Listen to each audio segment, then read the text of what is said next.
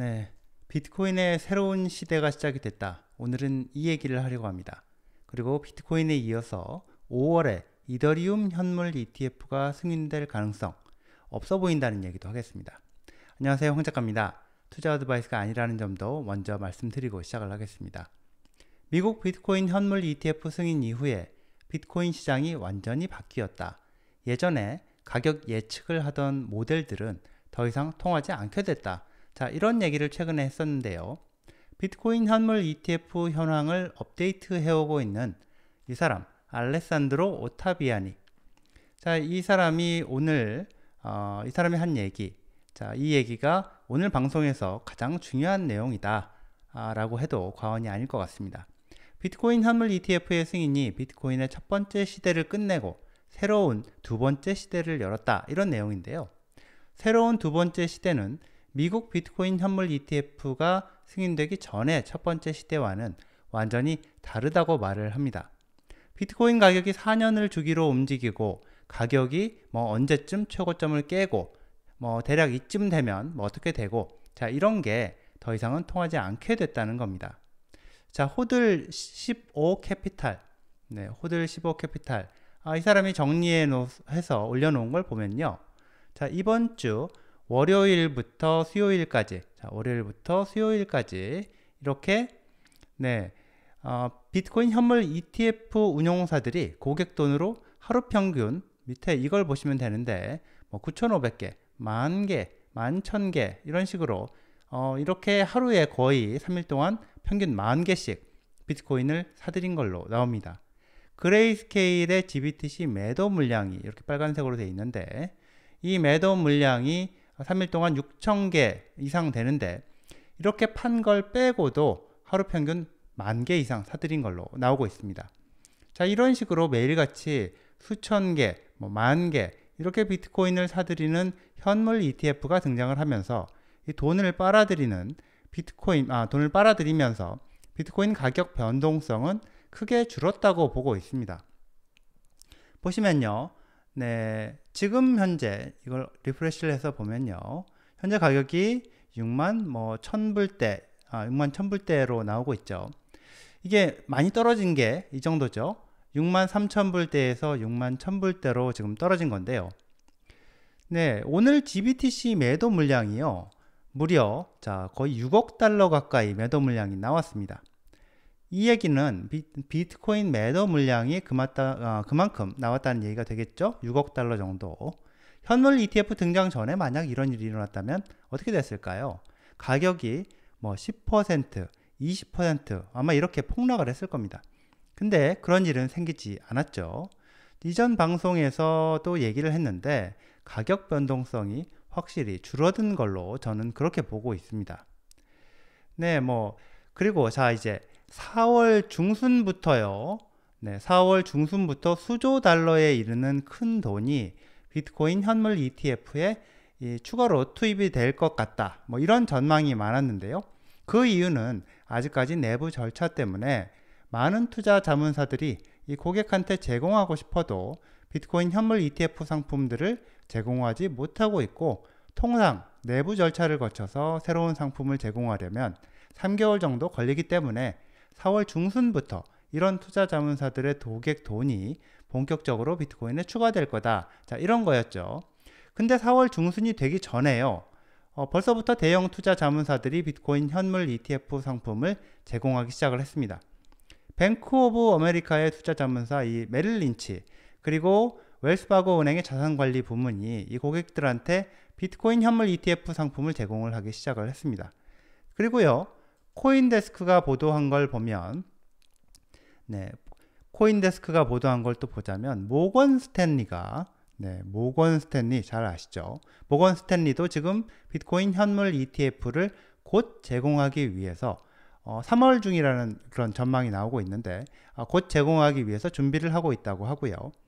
수조 달러 규모의 돈이 비트코인 현물 ETF에 들어오기 시작했다. 자산운용사, 그 투자 자문사 쪽에서 그쪽에서 들어올 돈이 벌써부터 들어오기 시작을 했다는 얘기로 볼 수 있고, 그 돈은 이제 비트코인 사는데 들어가게 된다, 이렇게 해석을 할 수가 있겠죠. 이더리움 현물 ETF 얘기를 좀 하겠습니다. 네, 이더리움 현물 ETF. 네, 이더리움 가격이 최근에 많이 오른 게 5월에 이더리움 현물 ETF가 승인될 가능성이 높다. 이런 전망이 몇 군데에서 나왔기 때문인데요. 자, 그런 걸로 보이는데 마침 오늘 CNBC의 짐 크레이머가 비트코인 현물 ETF가 성공하는 걸 보니까 이더리움 현물 ETF도 곧 승인될 게 분명해 보인다. 이런 취지의 글을 올렸습니다. 짐 크레이머, 자, 이 사람이 무슨 전망을 하면 반대로 가는 경우가 많은 걸로 유명한데요.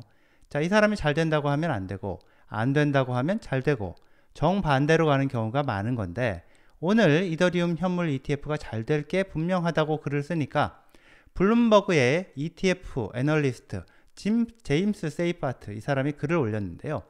이더리움 현물 ETF가 이더리움 현물 ETF 기대하는 사람들, 이 people, 자, 짐 싸라, 당신들 짐 싸라, 이 people. 근데 이게 이더리움 현물 ETF를 기대하는 사람들 짐 싸라고 한 걸로 해석이 되고요.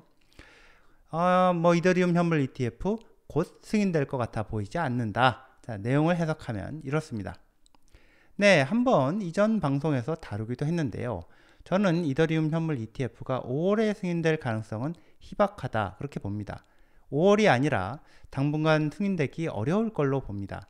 이더리움 현물 ETF 승인이 이더리움 네트워크에 좋은 거냐? 자, 이 문제도 있기는 한데 그 얘기는 여기서는 하지 않겠고요. 하여튼 당장 5월도 그렇고 당분간 이더리움 현물 ETF가 승인되기 어렵다고 보는 이유는 이렇습니다.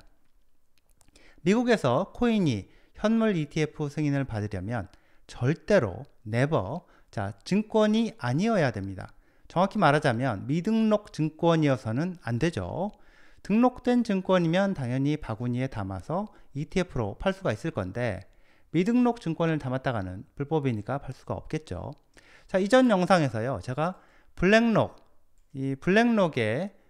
블랙록이 증권거래위원회에다가 제출한 비트코인 현물 ETF 신청 서류하고 이더리움 현물 ETF 신청 서류를 비교를 했었는데요. 블랙록이 자기들이 신청한 서류에서 비트코인은 현재 증권이 아니라고 판단했기 때문에 현물 ETF를 신청한다라고 이렇게 밝히고 있는데, 이제 거기서 혹시라도 미래에 SEC나 연방법원에서 증권 판정을 받는다면 그러면 나중에 ETF를 청산할 거라는 내용도 들어 있습니다.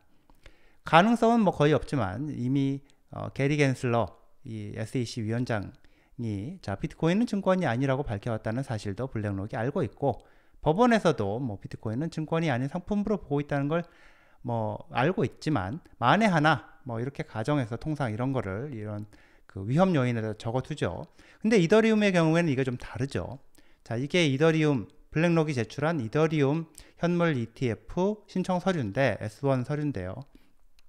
자, 여기 보면요, 자, 이런 부분이 존재하죠. 자, 이더리움의 경우에는 이더리움이 미래 증권 판정을 받을 수 있다는 점을 알고 있다, 이렇게만 얘기를 하는 게 아니라 이더리움은 현재 존재하는 사실에 근거해서 볼 때 현재 증권일 수도 있다는 점을 알고 있다, 이런 내용을 넣어놨습니다. 자, 그리고 이렇게 적어놓은 걸 보면, 자, 블랙록이 별로 자신이 없다는 얘기를 없다는 걸 보여준다, 이렇게 해석이 되는데요. 블랙록이 신청하면서도 좀 자신이 없는 거죠.